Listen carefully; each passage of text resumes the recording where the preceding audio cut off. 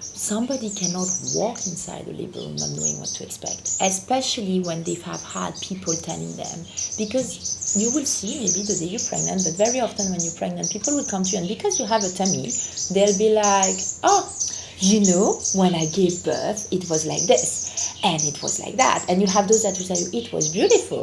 And then you have those who say, hey, it was horrible, my poppet was hurting, my back was hurting, and you just go like, and I always tell patients, look, I know you didn't ask for the information, but people just think it's all right for them to just give you that when they're giving you their stories, also with all their feelings. And very often when you're pregnant, you're very sensitive, and it's difficult to step back and like, whoa, I didn't ask you for that. So those things stays. So sometimes people, very often, they will walk inside the labor room carrying this huge bag of information that was never really explained. Yeah. And they are scared.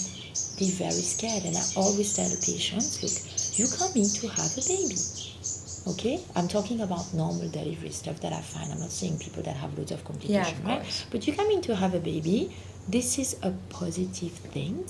Even if many women, especially here, do not plan their pregnancies, often unplanned pregnancy, most of them throughout their pregnancy will accept that baby and will be excited for the baby, right? So you're walking in to have a baby that you've been waiting for.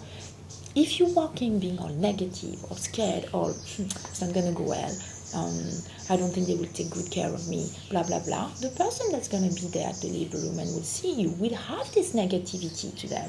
And therefore, we're starting on a not good note thing, whereas we should be like, okay, I'm a bit scared. I'm actually terribly scared. But you know what? I'm very excited to have a baby. And that's all right, because then the person that's going to be taking care of you will have this, all right, I'm there for you. Is it the patient's fault? No. Is it the staff fault? No. I think it's the whole thing that has to be reviewed. And I also think that people have to make, often pregnant ladies, that effort to get ready. Yeah. You know, we like to read loads of things on Instagram and Facebook and stuff, but there's a lot of websites that are specialized, even if the person cannot get physical classes or information.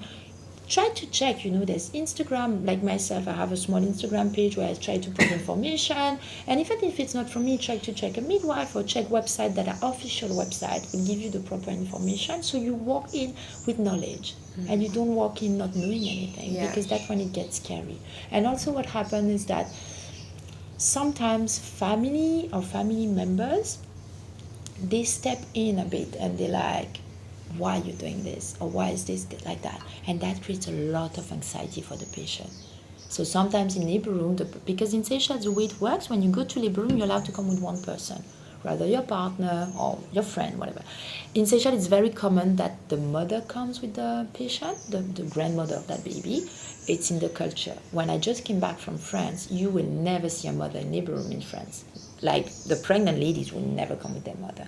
And I remember coming to Seychelles, and I was like, oh, it's like, mon maman peut venir, mon, okay, mon maman peut venir. I was like, really? Mon maman peut venir? Oh my gosh. And I'm like, and then I realized after so many years and culture that this is culture. So it's often a maman, a tantine, a cousine, a woman that's been part of this before, that's been to labor room, that walks in.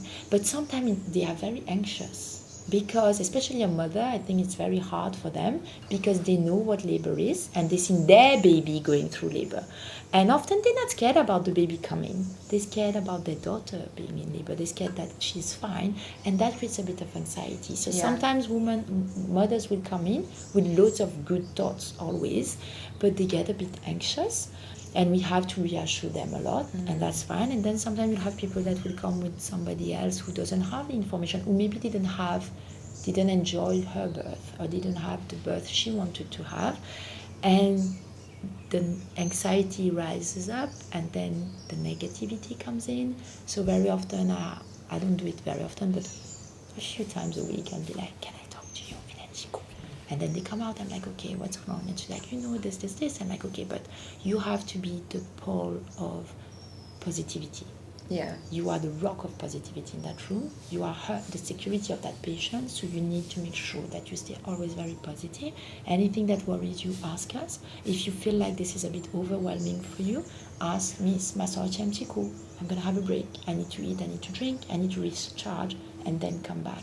Because the person that with you in that labor room as a patient, this is your rock. If that rock falls, then you're also not in a positive thought, and your labor is completely different. And I'm convinced of that 100%. Yeah, that makes so much sense.